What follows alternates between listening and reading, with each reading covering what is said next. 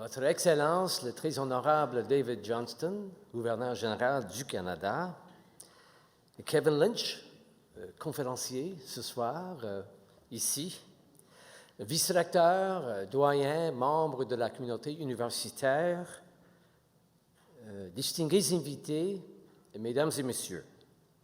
En tant que recteur de l'Université d'Ottawa, il me fait grand plaisir de vous souhaiter la bienvenue chez nous, ici, sur le campus, ce soir. It is a very special honor to welcome His Excellency, the Governor General, the Right Honorable David Johnston. Your Excellency, it's a pleasure to have you back on campus. Thank you so much for coming this evening.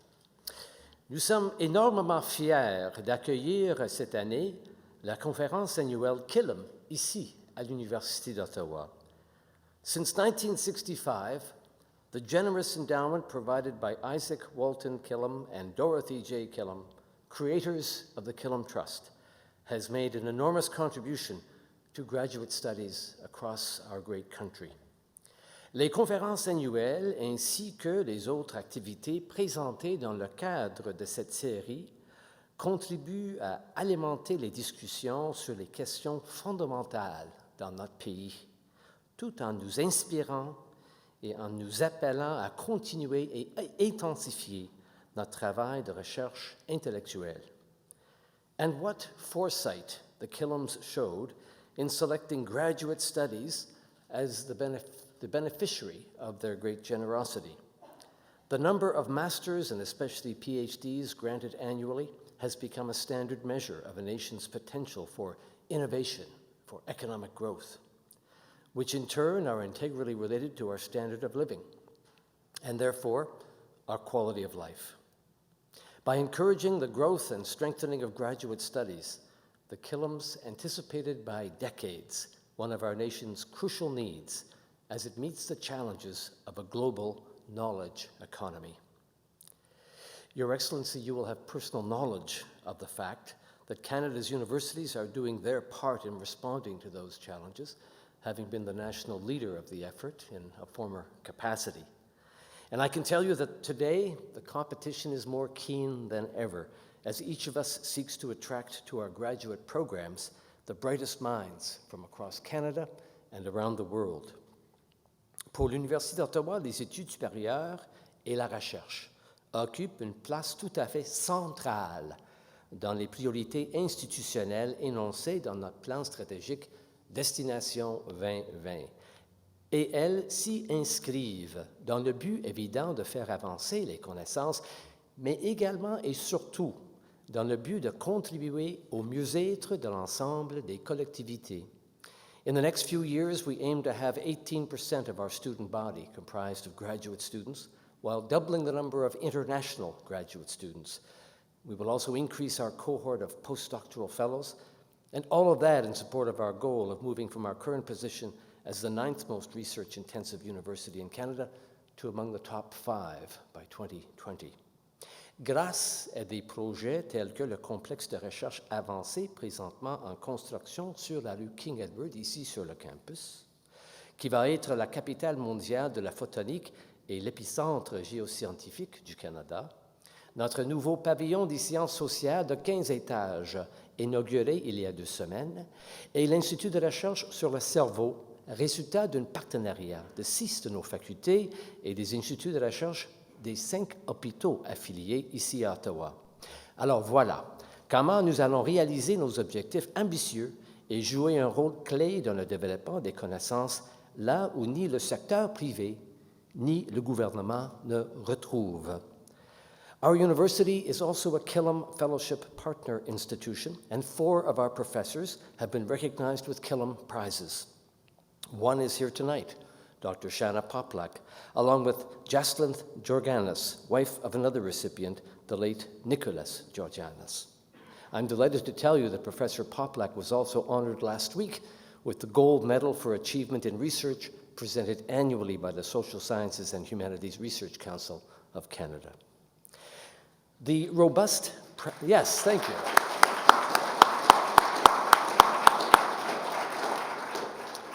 The robust presence of the Killam Trusts in the intellectual life of our nation owes much to the quality of leadership that the trustees continue to display.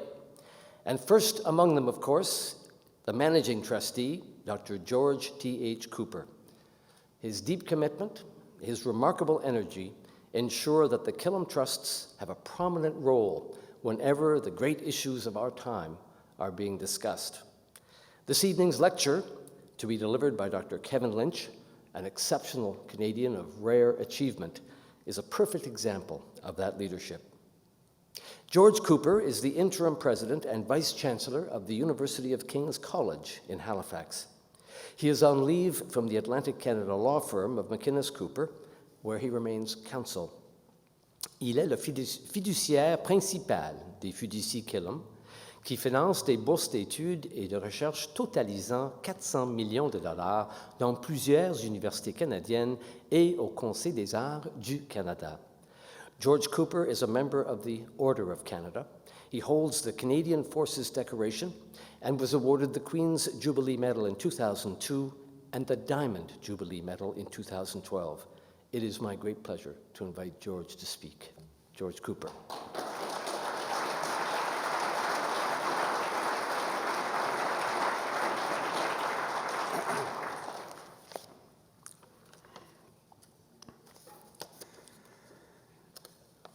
Bonjour et bienvenue, mesdames et messieurs, au nom des fiduciaires Killam. Good afternoon and a warm welcome to Your Excellency, and thank you so much, Alan Rock, President and Vice Chancellor of this great university, Canada's National University. I'm wearing the tie, as you can see. And a welcome, too, to distinguished guests, members of the Senate, the House of Commons, deputy ministers, and others. Merci infiniment, Monsieur Rock, pour votre collaboration précieuse avec les fiducies Killam in presenting this, the 18th annual Killam Lecture, the inaugural lecture, you might like to know, in 1995 was given by His Excellency. With me today are my three fellow trustees, John Matthews from Toronto, Anne McCaig from Calgary, and John Montalbano from Vancouver. To set the scene for the lecture, let me say a word about the Killam Educational Trusts and their founders, Isaac Walton Killam and Dorothy Johnson Killam. Isaac was born in 1885 in modest circumstances in small-town Nova Scotia and rose to become the leading business and financial figure of Canada during the first half of the 20th century. And when he died in 1955, he was worth $100 million. At a young age, his financial acumen brought him to the attention of Max Aitken, who was then forming Royal Securities Corporation in Halifax. And by 1915, Aitken had left for England, rising to the peerage as Lord Beaverbrook, and Killam at that point stepped in at age 30 as president and controlling shareholder. And over the next 40 years, he built up Royal Securities to become Canada's leading financial house, and I'll just list the names of some of the companies that he owned or controlled or financed. In Quebec, Montreal Engineering Company, forerunner of the Monenco Group, Abitibi Price, Alcan Aluminum, Famous Players Theatres. In Atlantic Canada, Nova Scotia Light and Power, Newfoundland Light and Power, the Mersey Paper Company, and Moyer's Chocolates. We've all had those. In Quebec, also, many of the hydroelectric dams and facilities that now form part of Hydro-Quebec. In the West, in Calgary, Calgary Power, now TransAlta Corporation, and BC Pulp and Paper, and here in Ontario, a small newspaper by the name of the Globe and Mail. These are just a few of Killam's ventures, and extraordinarily enough, at his death, there was a deal between Killam and Sir James Dunn, another wealthy maritime financier, and I say a deal all unwritten, you understand. The arrangement was that when they died and the government took the then not very popular 50% estate duties, the government wound up with 50 from Isaac Walton Killam and 50 from Sir James Dunn, and with the 100 million, they founded the Canada Council. Killam's widow, Dorothy Johnston Killam, turned out to be just as astute financially, and when she died 10 years later in 1965, the value of the fortune had been brought back up to the $100 million mark. And she left the money to Canadian universities located in parts of the country where Killam had made his money: Dalhousie, the University of Alberta, the University of Calgary, the University of British Columbia, and the Montreal Neurological Institute at McGill. And the centerpiece, of course, of this program, as you heard from Alan Rock, is the doctoral scholarship program and postdoctoral fellowship program, which are awards given to the leading scholars in those universities. Here was their vision as set out in Mrs. Killam's will. My purpose in establishing the Killam Trusts is to help in the building of Canada's future by encouraging advanced study. Thereby, I hope in some measure to increase the scientific and scholastic attainments of Canadians, to develop and expand the work of Canadian universities, and to promote sympathetic understanding between Canadians and the peoples of other countries. The vision has been achieved beyond anything that Isaac and Dorothy could have imagined, with over 6,000 Killam scholarships to date, and in addition, the Canada Council has awarded over 500 Killam Research Fellowships to leading academics from across Canada, and has also awarded each year the 5 Killam Prizes in medicine, science, engineering, humanities, and social sciences, and they are worth $100,000 each and are, as a group, the premier awards open to Canadian citizens in these fields. Now, the aim of the lecture, Killam Lecture, which is now, as I mentioned, 18 years on, is to stimulate public debate about support for research at Canadian universities and to encourage other Canadians to emulate the Killam example of philanthropy. And we are thrilled to have the Honourable Kevin Lynch joining us as a Killam trustee in the next couple of months, and equally thrilled to have him present this year's Killam Lecture. As Clerk of the Privy Council, and before that, a Deputy Minister in Industry and Finance, Kevin was a key architect of much of Canada's research support programs over the past 15 to 20 years, and no one is better placed than Kevin Lynch to talk to us about whether our science and technology are up to the task of shaping Canada as it nears its 150th birthday. Mesdames et Messieurs, l'Honorable Kevin Lynch.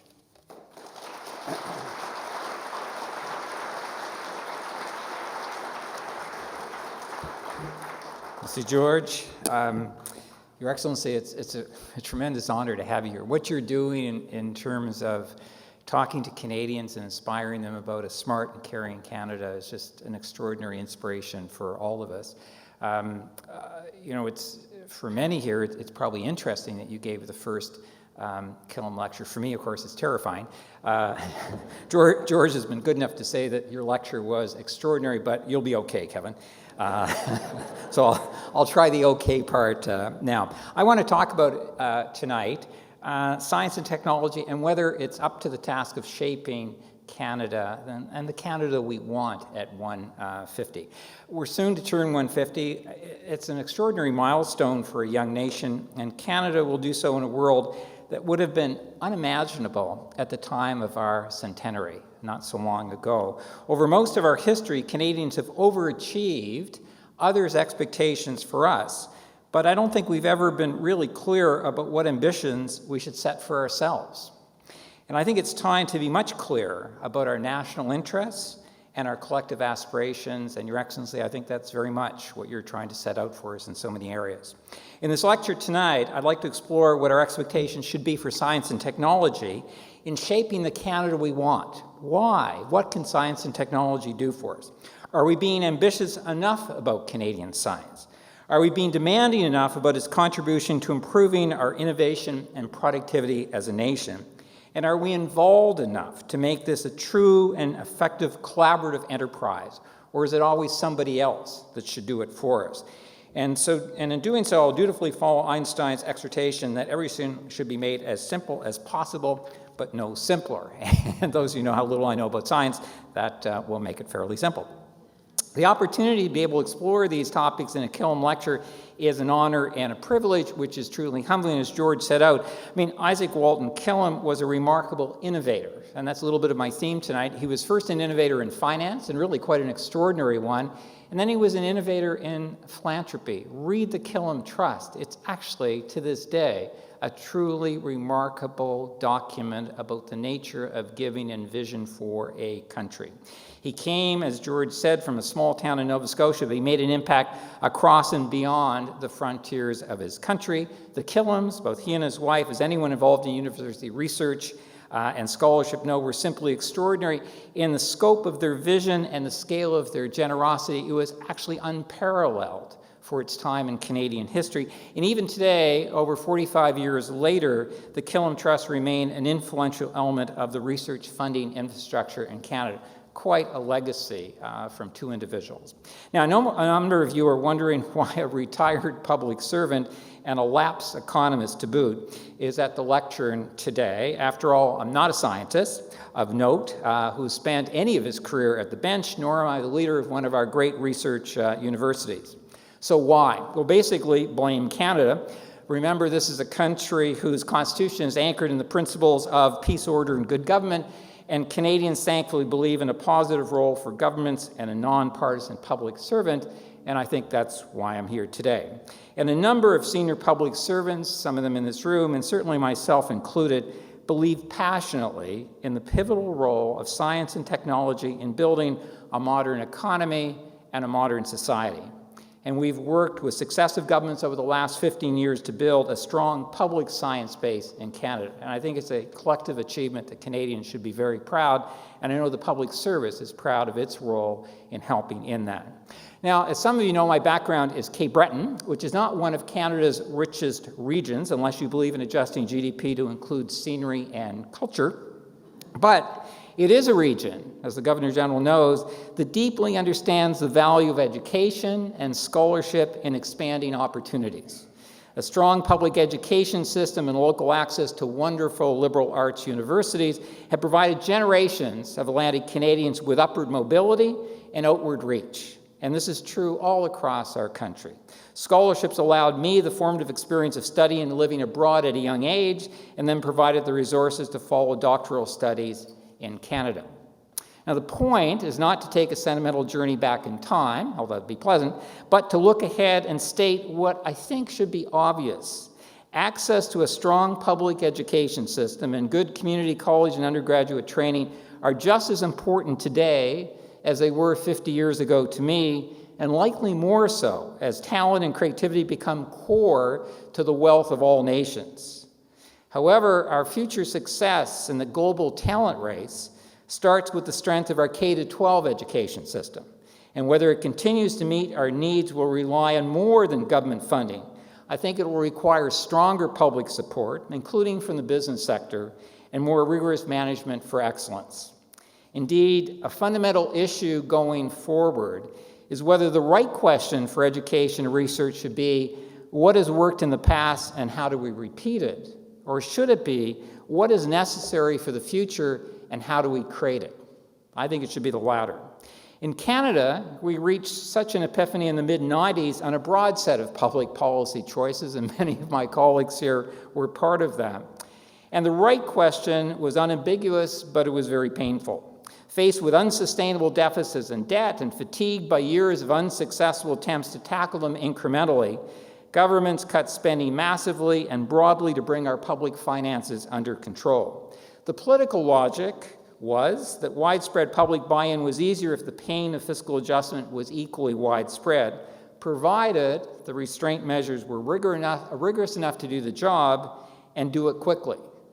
They were, and the sharp contrast to today's too little, too late approaches to fiscal restraint in Greece and many other Eurozone countries, and perhaps the United States, is only too evident by contrast.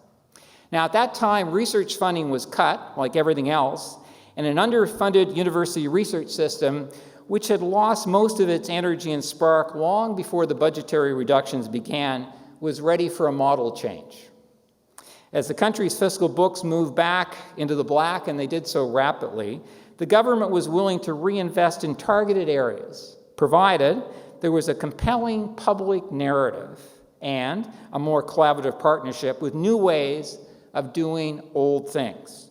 The new approach was to stress excellence through competition, not an entitlement based on size or geography. To its credit, the government of the day chose research as one of its investment priorities, supported both by a positive narrative of how science could change industries and change lives, and a negative narrative at the time of how a perceived brain drain could imperil Canada's future. In fairly short order, there was a fundamental rethink in Canada of public policy towards research, and the Governor General was certainly part of that, and what was expected of both researchers and universities. There was to be more of a focus on global excellence, a more strategic approach to research priorities by universities, greater competition and differentiation among research institutions, increased commercialization of research, and better links between publicly funded research and the private sector. That was the contract that was very much part of the discussions in the mid-90s. The structural changes introduced into research funding infrastructure at the time were really quite extraordinary and very innovative by governments and others. Independent institutions with the Canada Foundation for Innovation as the flagship were created at arm's length from government, their governing members drawn from the research community and the private sector, their purpose and strategic objectives established by government as they should, but the decisions about where to invest in research infrastructure made by the members following rigorous peer review. The Canada Research Chairs were established, 2,000, geared to attracting world-class researchers, Canadians and non-Canadians, to our universities. These were followed by the extraordinary Canada Global Excellence Research Chairs, which are geared to simply bringing the absolute best in the world to study and research here in Canada. Substantial new funding was provided for the granting councils, indirect cost of research programs were established, the Knowledge Infrastructure Program was initiated to help Canadian universities maintain their first-class facilities. That was an enormous amount of innovation as much as it was reinvestment in our university research system. New world-class engines of research were established through an expanded networks of centers of excellence. An example was Genome Canada. Privately inspired centers of research excellence were created with the Perimeter Institute as the shining example, where we created public-private partnerships to be the world's best in basic research. And new evidence-based graduate scholarships, the Vanier and the Canada Graduate Scholarship, were introduced, as well as tax changes to put giving to our universities and our research hospitals on a par with other countries such as the United States. That was an extraordinary change in the environment for research and partnership between governments, universities, and the private sector in Canada. So how did we see this massive commitment to research unfolding, and how has it unfolded? And how and to what extent has the context changed, and is today's context sufficiently different to warrant a course correction? Now, some of you would know that 10 years ago I prepared a speech for the government on what it would take to build a more productive and innovative economy, something I've been talking about probably for too long. And it argued as passionately as is possible, given the subject matter, that Canada needs a long-term productivity and innovation agenda. You can't just do it by serendipity. It can't just happen. It has to be a plan. And it stressed that innovation is not an end in itself. It's a means. It's a means to higher standards of living and a more dynamic society. It listed as the want of bureaucrats 6 things, and I pulled it back out kind of in the context of the speech to go through. And the 6 were: 1, to aim to lead a few global technology trends, not always to follow in Canada. 2, aim to win Nobel Prizes and Gairdners as validation to researchers and as inspiration to Canadians. 3, to aim to develop, attract, and retain world-class researchers here in Canada. Fourth, aim to create world-class technology entrepreneurs. We have some, we could have so many more. Fifth, to aim to become first-class innovators and commercializers of research, to turn the incredible research that we're producing in our universities into jobs and growth and dynamic communities. And sixth, aim to rebrand Canada as creative, as innovative, and as entrepreneurial. Now, I think the milestones stand the test of time not badly, but I think in truth it's fair to say that progress has been somewhat mixed and probably below our aspirations in some regards. Now, we're attracting exceptional talent to Canada. Filling the Canada Global Excellence Chairs, the Canada Research Chairs, is actually about brain gain, not brain drain. We're improving our research capacity across a number of fronts, as international rankings of citations show. We have yet to establish global leadership in technology trends, although I think promising pockets are emerging, and we've still not won Nobel Prizes or Gardners, and I think we have to set our ambitions higher. But what's most disappointing to me is the weakness in commercialization, in innovation, and in research business collaboration. We haven't brought the two solitudes of great business people together with our great researchers the way we can and we must. So this brings us back to today and whether the profoundly changing world we live in should occasion another Canadian epiphany about what it will take for us to prosper in this new global economy. Now think of the context we now face. It's pervasively global to an extent we couldn't have imagined in our centenary, where structural changes and seismic events are changing not just economies, but societies, politics, power, and expectations all around the world. You know the times they are changing when the world's tallest building is in Dubai, not in the United States. The world's largest shopping mall is in Beijing, not Chicago. The world's largest movie industry is Bollywood, not Hollywood. The world's largest traded company is Chinese now, not OECD. And the world's richest man is Mexican. That is a different world economy. And in this changing world, the global center of economic gravity is shifting back, not for the first time, but back towards Asia. And we live in a two-speed world where the West is increasingly in the slow lane, and the fast lane are the emerging economies of Fried Zakaria's post-American world. For the first time in a very long time, we're collectively aging in many economies, clearly here in the West, except in this room, of course, but also in Japan, Russia, and surprisingly for many, China as well.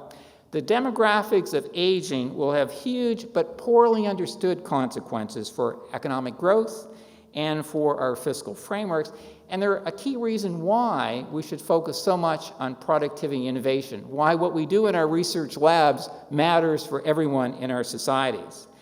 Demographics of aging is also going to create a global talent hunt where the winners, whether they're companies or universities or countries, will be in the driver's seat in the new global economies. The wealth of nations increasingly will be people and ideas.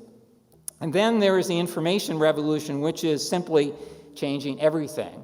And some of you may know His Excellency chaired the Information Highway Advisory Council in the mid-90s, which I think was still the best example of public-private, not-for-profit collaboration, and actually looking ahead at a seminal point in the changing world of information technologies and actually asking ourselves, how could we lead in Canada? And I think it really was an extraordinary effort. In the decade, since, or the decade and a half since then, think of it, we shifted from low bandwidth connectivity in the West to a hyper-connected world where the reality of what a market is, kind of how it can be accessed, where work is done, how you communicate, in fact, what social interaction is like, is under constant change. The Arab Spring has demonstrated that anybody with a smartphone is now a journalist, and Google has ensured that we're all interconnected whether we know it or not, and whether we necessarily want to be or not. So where might these trends take our thinking about science and technology today? So what does that changing world mean? How do we reappraise things in 2012? It certainly, to me, does not point to a business as usual approach. This is not incremental change. It does point to a need for a better public understanding, as I think we had 15 years back, of what it's going to take to maintain robust growth and rising standards of living in our Western economies. And simply put, without the clarity of such a longer-term perspective, we risk the Yogi Berra conundrum, quote, if you don't know where you're going, you won't know when you're lost. And that's a bit of the challenge in this changing world. So what will a competitive economy look like over the balance of this decade? And how is science and technology either going to help us or not in that? Tom Friedman, who many of you know and is the writer for the New York Times, talks about a new hyper-connected world where the innovation-driven global corporation thinks of kind of products as kind of invented here, designed there, manufactured elsewhere, and sold everywhere. What's the nature of geography? What's the nature of public policy in a world like that with firms operating like that? Nobel Prize winner Paul Krugman, an economist, argues that, quote, productivity isn't everything, but in the long run, it's almost everything. And he actually writes from the left of center about the need for change. Michael Porter, who many of you know from the Harvard Business School, believes that we can only be competitive in high-wage Western economies where our goal has to be rising real wages, not falling real wages to be competitive, if we focus on high productivity growth driven by innovation. And even President Obama in his last State of the Union message said, quote, innovation is the first step in restoring American competitiveness. So the issue really is, do we have that public debate, public dialogue, public understanding of what it's going to take to make sure that we're as innovative in Canada as we need be to actually have the growth, the competitiveness, and the living standards that we want for our kids and our grandkids?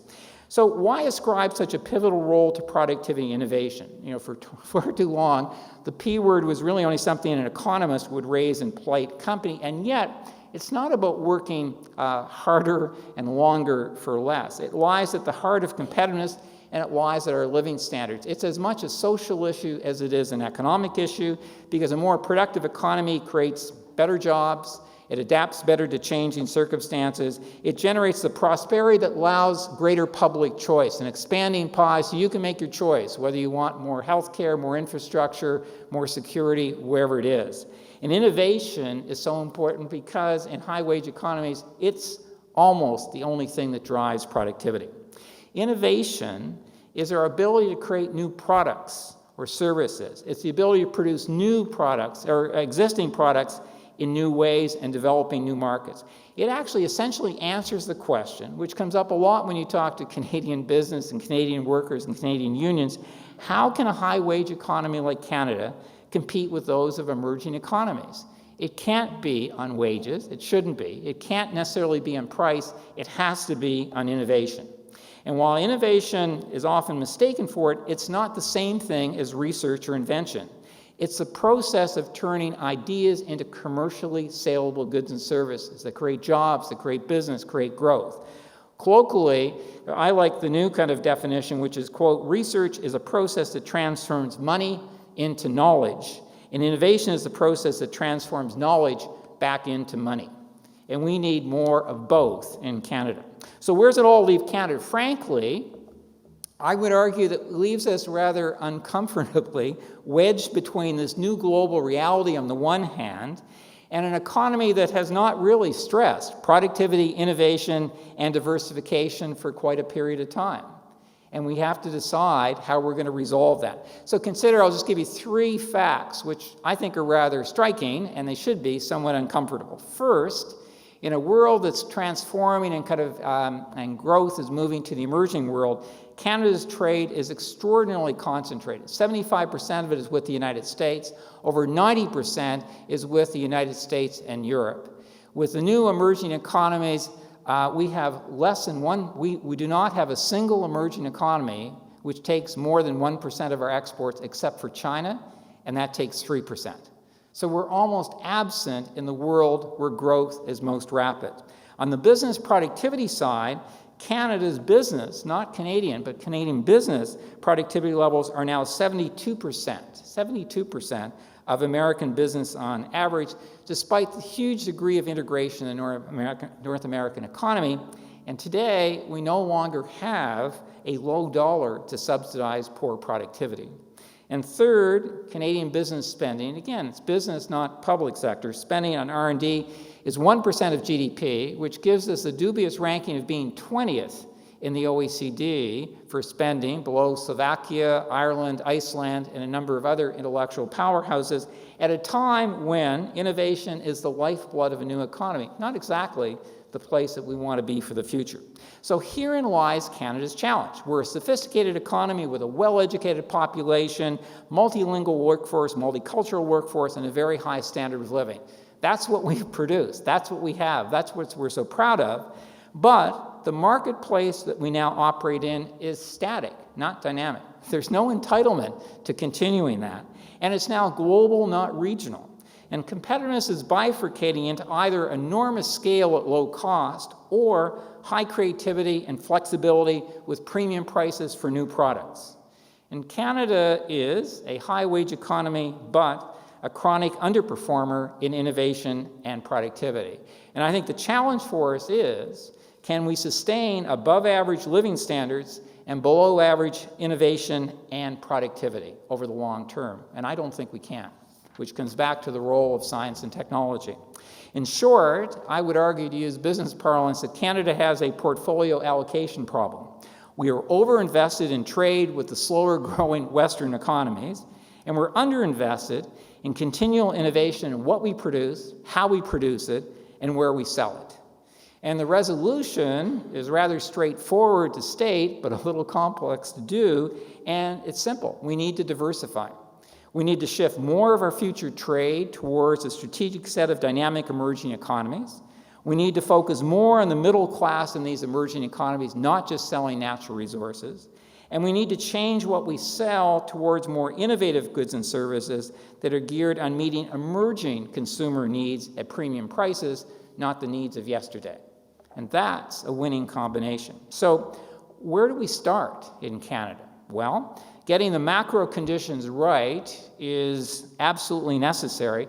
And here Canada has done extraordinarily well. Over the last decade, we have low levels of net public debt, we have low corporate tax rates, we have high public investment rates in university research, we have a well-educated workforce, we have a strong financial sector, we have good, strong civic institutions and the rule of law. But these are clearly not sufficient. They're extraordinarily necessary, and we've done so well at them, but they're not sufficient for success in creating a more innovative and productive business sector and more entrepreneurial culture, because the facts speak for themselves. They haven't yet done the job. So what's missing? And I would argue here that we've got to find the right balance between pressure for change and support to change. And I'm not sure we always get that balance right. Competition and exposure to foreign markets create pressure on firms to improve productivity, just as well-designed government programs and tax incentives can support change. We should not forget the oft-cited observation that, quote, most people don't change because they see the light, they change because they feel the heat. And again, it's finding that right balance. The facts suggest that there's not enough competitive pressure in the Canadian economy to drive most firms to continually seek productivity growth, new innovations, and new markets. And as a result, and this is what's so frustrating, our average competitive performance is so far below our best. We produce in Canada some of the best innovators, the best researchers, the most entrepreneurial business people in the world, but they're the exception, not the rule. So finding the right balance between basic research and applied research is always challenging. I'm always struck by Don Stokes, who makes an appealing case for balance and interconnection in Pasteur's quadrant, arguing that, quote, goal-oriented basic research within a scientific field strengthens the case for public investment.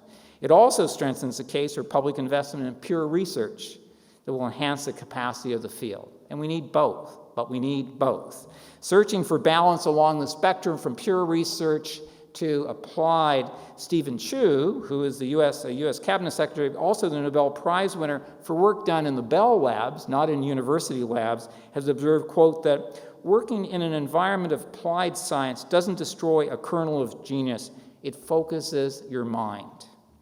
But finding the right alignment of interests, I think, may be the most important.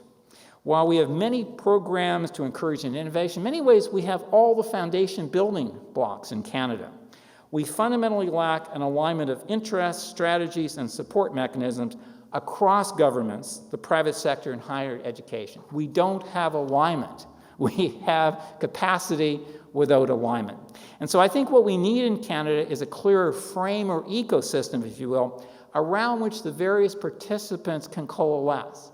I don't think we've created the frame and the ecosystem for the ability to actually have the whole greater than the sum of the parts. The parts are great, but I'm not sure we're leveraging them. And while such an ecosystem in reality will be hugely complex, it'll have a core element which is a clear sense of collective and individual purpose. Why?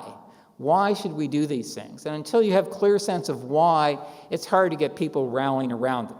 And that's going to take active collaboration amongst private sector firms, governments, and universities. At a conference recently, and an American observer of the Canadian research scene, and knows it very well, noted that Canadians are very, very good at cooperating, but they're not as good at collaborating. Because collaboration comes with obligations. It's not just kind of being cooperative, if you will. It takes more. And he argued that we should work a bit more on that. And the key thing, if you want to have collaboration, and if you want to have greater alignment, if we want to create this ecosystem, then I think the underused thing is not the spending power of governments, it's the convening power of governments. It's the ability to bring together those various kind of actors in society, other levels of government, universities, civil society, the business sector, and actually create that sense of purpose and common identity going forward that everybody can figure out that if each of us does our part, the whole is greater than the sum. So if I can just try and give you a possible frame for such a Canadian ecosystem, it would have four basic elements. First would be the macro innovation environment, the macro one, where governments would play the lead, both federal and provincial, and establish, and this is standard, public finance, tax, regulatory, competition, trade, and broad-based support environments. The rules of the game, if you will. But I don't think that's sufficient. Governments, federal, provincial, also should be part of the productivity and innovation solution in the way they work. Governments account for a large part of GDP in our country. They produce a huge range of services, and they need, in their service provision, a productivity lens and focus, just like our private sector needs more of one.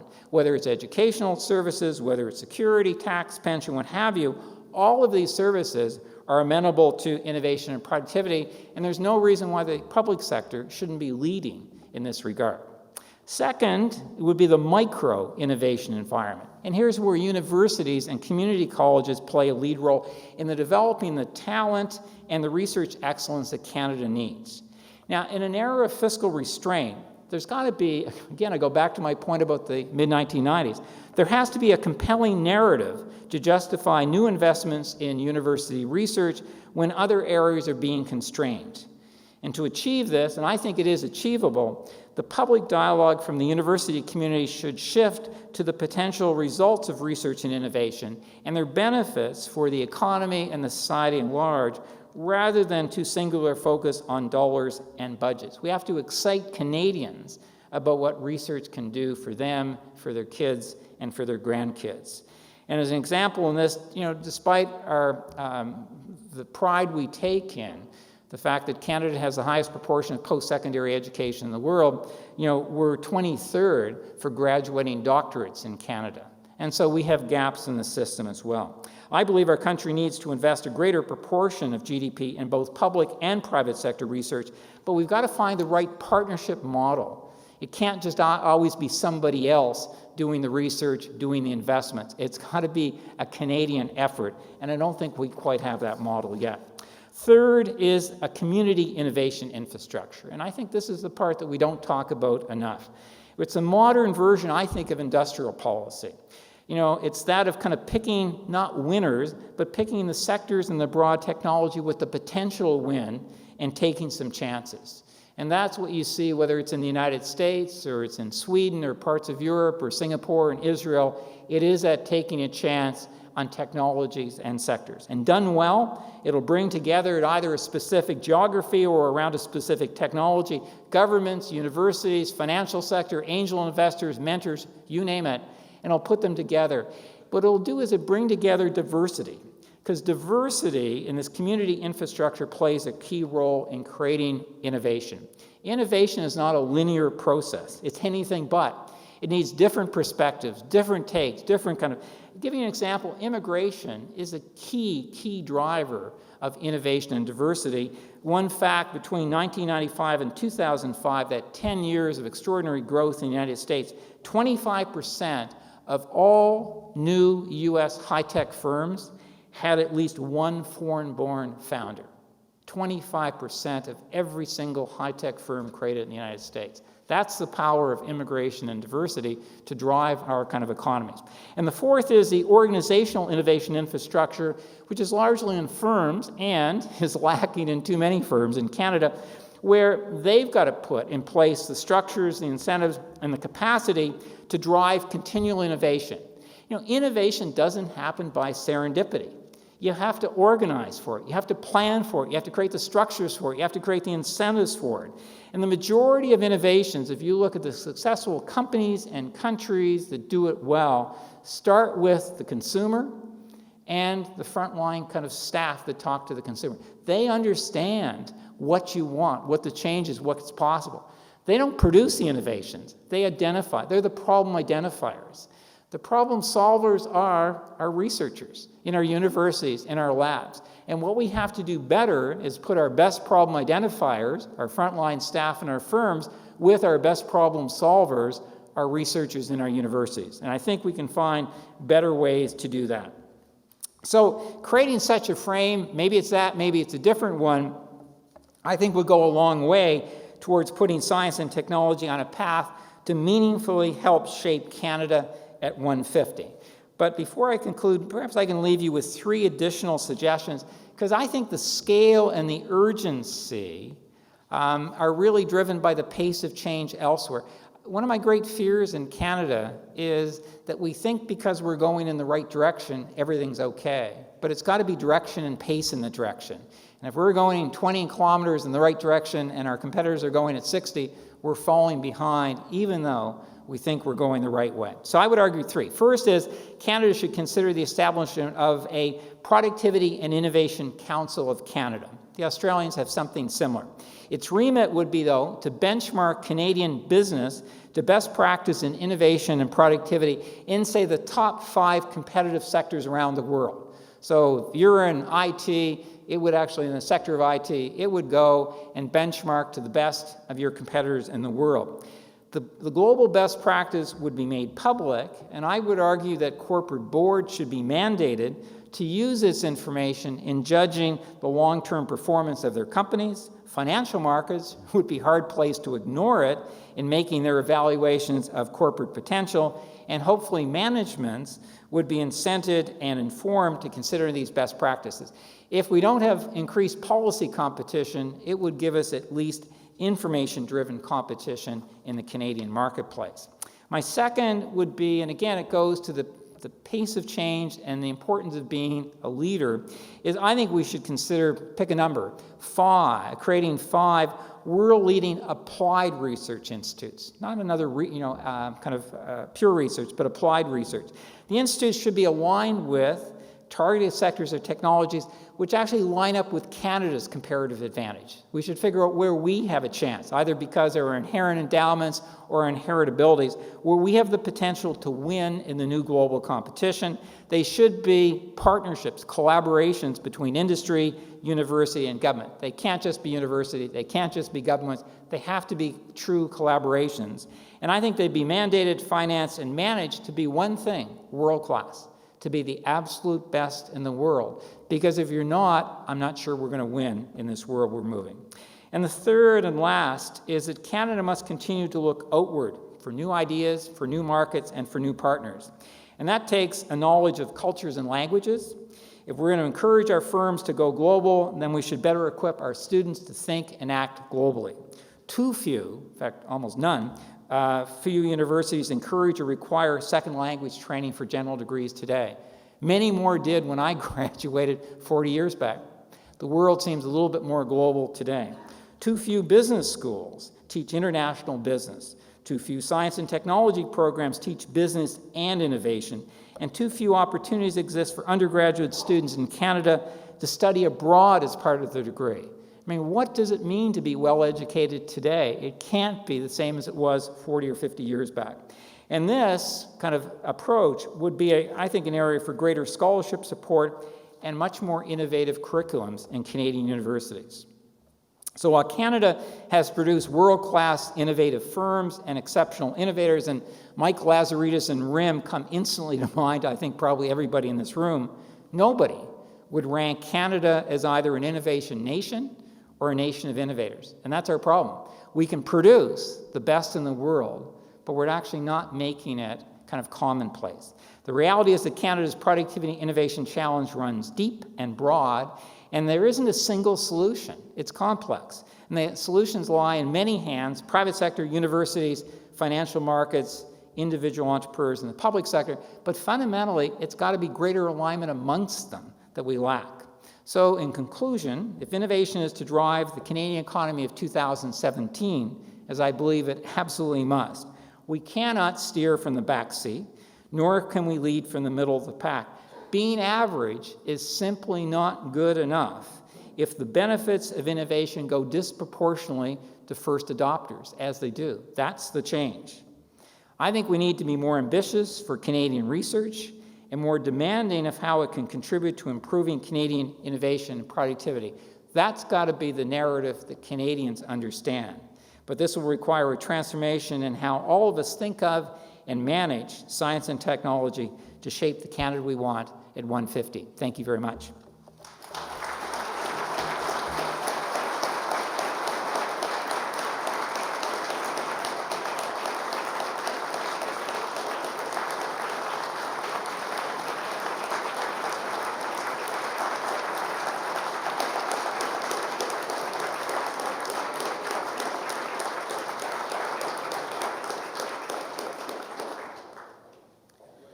Our speaker this evening has very graciously agreed to take questions from the floor, so I will invite you back to the podium. And I would ask that those with questions please go to the closest microphone, identify yourselves, and ask your questions. Thank you very much.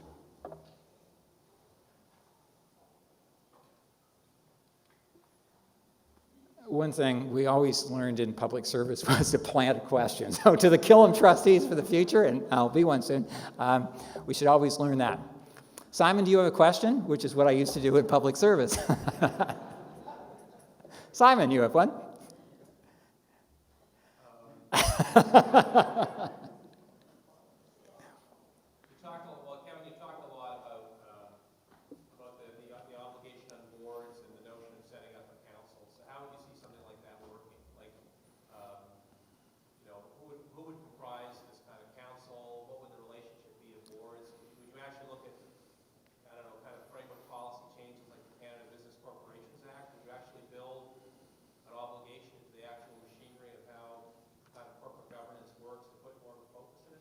Well, I think the key, Simon, is, we've done so much work on basic policies, tax rate deficits and what have you. And, if you go back to the mid-90s when we first started to have this conversation with business, when we're all, and we talked about the need for innovation and productivity, the response back from business, and it was a very legitimate one, was, look, how in the world can you expect us to focus on productivity and innovation? The deficit in Canada is the second worst in the G7. We have an unfunded national pension plan. Our corporate tax rate's higher than the United States. The list goes on. And if you don't fix those, how can we be? But actually governments, federal, provincial, and over many different kind of political stripes, have fixed most of those macro ones. And so I think the lesson now is we have to be more focused on sectoral issues. And so the notion is, on a sector-by-sector basis, it's going to be different things that are actually going to be that key leverage factor So, pick one sector. In our 5 toughest competitors in that sector, what's driving it? What are the big differences? Are they in corporate behavior? Are they in some kind of public policies? Are they in some other things? I think we just don't know, frankly. And we have trouble moving from the broad macro policies down to the specifics of the firm, and I think we need something in between.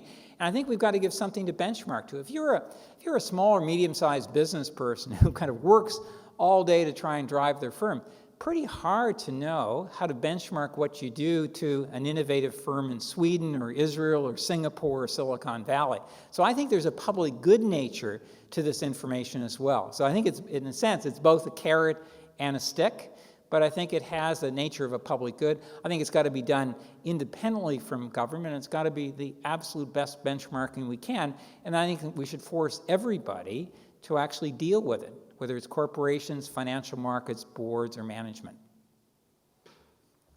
Your Excellency. Kevin, on the challenges you placed before us, which jurisdictions have it right, why do they have it right, and what do we take from them to respond to the challenge here? No, it's an excellent question. I think, again, we always have to be careful as Canadians. I don't think there's another jurisdiction that ever has it all right, and our systems and our structures and our values are different here in Canada. So the question is not what you import whole as bolus from somewhere, but what do you learn from others, both in terms of things we shouldn't do and things we should. I'm quite struck now by a number of the Scandinavian countries, who in many ways are not that different than us. They have natural resources, but they also have sophisticated service sectors and manufacturing sectors. And I'm struck by how much of a weight they put on good fiscal finances, which is very similar to us, but also how aggressive they are in going global. You see the Scandinavians much more aggressively in China and Asia than you would see kind of Canada. You also see them putting a huge emphasis on innovation, not just research, but innovation in their education systems, in their kind of business, kind of government research collaboration. I think they've got a much better collaborative model than we do here. And I think we could learn a fair bit from them. I mean, clearly there's extraordinary examples in Israel and the ability to turn research into commercial, Singapore, others. But I think right now there's some very interesting things done in the Scandinavians, partially because they're sitting in Europe with huge neighbors that are going through challenging times, a little bit like us, where our traditional strengths actually are going through glory. And so they're asking themselves the same question we need to ask. You know, what should we be doing differently? How do we leverage our strengths in a changing world? And I think we can learn a lot from others. The key thing is, I don't think we can hold to the status quo over the next decade. I think we have to build on our strengths, not rest on them. Ms. Kelvin. Hi, Kevin Ogilvie. You summarized things very well, and there was a word you used in the answer to the Governor General, and you used throughout, and that was collaboration. In order to collaborate, people have to be interacting.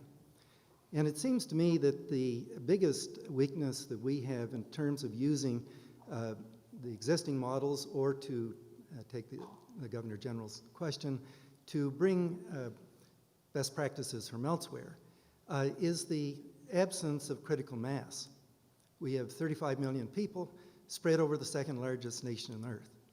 And one of the things that characterizes truly successful, innovative regions and countries is having a critical mass of the various, the kinds of people you talked about in organizations that have to come together and interact to do that. San Diego has more biotechnology companies than this entire country. Is there any wonder that the excitement in San Diego is enormous, whereas our companies are struggling greatly? What would you say about that? How do we find a way to look at that issue of critical mass, which means, in my view, we can't simply bring practices that have worked elsewhere and apply it here because of this distance among us? Well, I think it's an important point, and we always kind of fight the nature of geography and size, but to a certain extent, if you think of the bifurcation of the competitiveness model, we can't be competitive on scale and cost. So the model that we have to be great at is creativity, flexibility, and the ability to continually produce new and innovative products and be able to sell them at premium prices and pay premium wages. So in a sense, it is that innovative capacity. You know, if you take Sweden or Denmark or Israel or Singapore, they're not huge populations, they're more compressed geographies than we have in Canada. I guess as one of the four kind of factors I was suggesting as part of an ecosystem is it's the community innovation kind of infrastructure that we in fact have to be willing. The new industrial policy is being willing to create critical masses around technologies and sectors that have the potential to win, and you have to concentrate. I would argue that, you know, Kitchener-Waterloo is a region that actually has quite a vibrant ecosystem and probably one of the better collaborative systems that we have in the country. And it's, RIM is the iconic company there, but if you spend time there, there are a lot of highly innovative, dynamic economies in that region. I'm not sure we do that enough across the country, and I'm not sure we kind of maximize that potential. And you're right, if you hit critical mass, you attract more immigrants who are interested in that area. You attract venture capital because it has the capacity. So we have to, I think, make those choices, and they can't be picking winning firms, but they have to be increasing. I think the new industrial policy is trying to actually be leaders in technologies and creating some critical mass around. Now, we've got huge strengths as a country. We've got a huge natural resource strength. Are we applying research and innovation to it to the extent that we can? If you look at the emerging world, Dominic Barton of McKinsey talks about 600 to 900 million new consumers. The first thing they want as kind of new middle class consumers are kind of new foodstuffs. Are we innovating in our agricultural capacity the way we kind of can? We've got an IT capacity in Canada. We've got biotech. So I think if you look at the changing world, if you look at what some of our natural strengths and endowments are, it actually gives you not a bad mapping of where we should be pushing on the innovation side, but I'm not sure we're quite pushing hard enough yet. I'm not sure we've got that alignment of potential and capacity and risk-taking. Yes, sir. Jeff Allerhead. Actually, you've just given me a nice segue, because a core value or modus operandus for science has been peer review in terms of deciding what to fund, what to publish. You made the argument earlier on that the frontline staff might have a better idea of what's actually needed down the line. So how do you square that circle? How do you join together what you would perceive to be the needs with the typical institutions that have been created for deciding what to fund? Well, I guess the universities, let me put it, turn it a little backwards, is, which researchers you select and how you go at problems, clearly that should be peer reviewed. I guess when I'm raising the problems they tackle might be increasingly better informed by the challenges and the opportunities. And that was the thrust of what I was suggesting, that, you can be an incredible engineering professor in one of our great engineering schools, but if you're not necessarily aware of what the 2 or 3 really interesting problems are out there, you're actually, in a sense, not leveraging your capacity correctly. And I would argue that one of our kind of 2 solitudes in Canada is we don't bring those folks with the problem identification, kind of where the opportunities are, together with our problem solvers as well as some other countries do and some other regions. Silicon Valley is a great example where I don't think it's just that they have great research facilities, they have great interaction between their researchers and their business sector and their financial sector in a way that actually is quite innovative in solving kind of for new products and services and markets. And so I don't think it's an issue of constraining science as much as it is, in a sense, bringing kind of a better understanding of what interesting problems are to our best researchers to help us solve them and create kind of innovative new products and services. And I think everybody wins if we do that. And Bell Labs, to me, is a great example. If you look at the history of science coming out of the Bell Labs, that wasn't pure kind of research, but it was some of the best research ever done. And I think Stephen Chu's kind of quote on that is kind of worth thinking about. One more question at the back. Yes, ma'am. Hi, I'm a graduate student here, so I don't really belong in the... Yours is the most important question. Yeah, well, it's kind of almost the same thing as the last question. You mentioned a few times that we had to put our frontline problem identifiers with the frontline solvers, which were possibly us.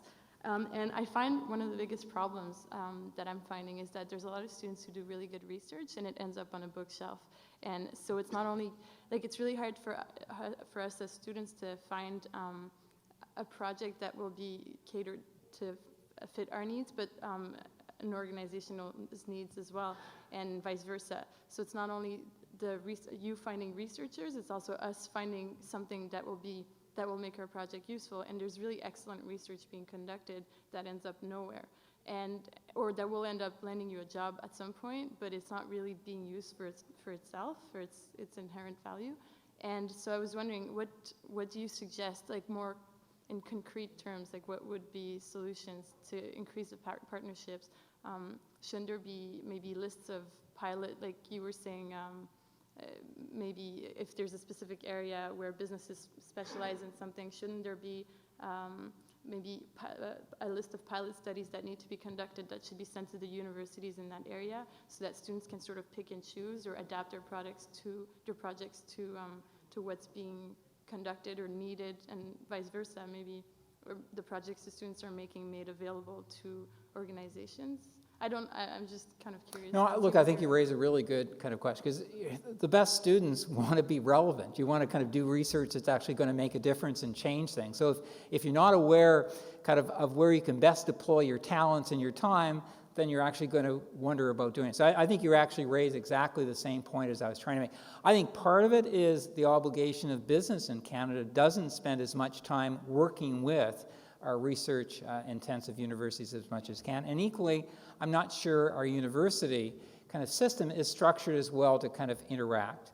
I think for kind of grad students as well, as since we don't clearly have a well-structured innovation and productivity kind of plan in the country, it's hard for you to actually get a sense of, what the 3 or 4 or 5 areas in different sectors that are kind of most useful, most kind of relevant are. So I think that kind of, I go back to my earlier one, we've got great elements of capacity in both our business and research, but what we don't have is that sense of alignment, good information flow, the ecosystem that brings it together. And it sort of sounds, everybody always would like kind of a single tax change or policy change to make it solve it. But I really think our challenge today is we're not putting the parts together and talking to each other with the alignment and then it's going to take choices and risks. This is not a risk-free world. It's a very uncertain, changing world. But if you don't do it collaboratively, if you go back to the mid-'80s, one of the great areas of collaboration between kind of business and government was the free trade agreement with the United States. That there was a huge degree of collaboration on both sides because it was hugely in businesses' interest and it was hugely in government's interest. And I think today we've got to find that new trilateral collaboration between business, university, and government, because I think our future success depends on innovation and productivity. Thank you.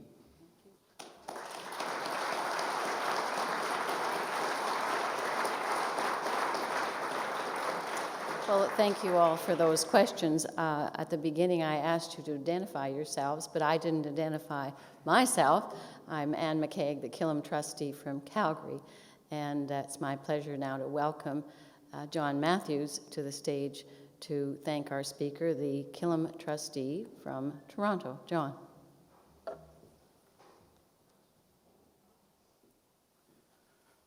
The address tonight was superb. You took us on this ride through the turbulence of the 60s and the 70s into the 90s, where the fiscal game got under control. A very exciting time. And you outlined some of the accomplishments, which are still around today, and they're doing their work. The increased funding in the councils and the centers of excellence and the other things. You went from there, it leaves us all with a very optimistic kind of feeling, into the realities, and you didn't pull any punches. You didn't pull any punches at all. You exposed the weaknesses of our systems and perhaps the weaknesses of our way of doing business, maybe our way of doing life. And yet, although there is a good possibility to come away after listening to this, feeling not depressed, but thinking the challenges are so great, they're insurmountable, yet I don't feel that way at all. You've left me with this wonderful, excited feeling of the potential of this country and of the people in the country. And I think that's the most wonderful gift you could have given any of us. And so I thank you on behalf of all of us, and personally, as you come on board the trustees, I think that you may find that you're going to be called on to be the designated speaker. Thank you very much.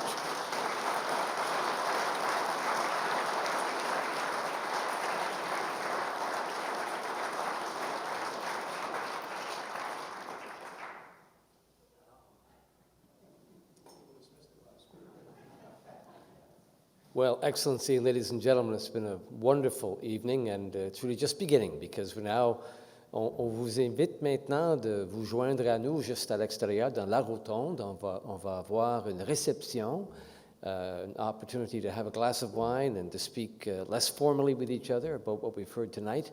So please do join us there, and then the dinner will be across the way in the Desmarais building, and we'll lead you over there after the reception.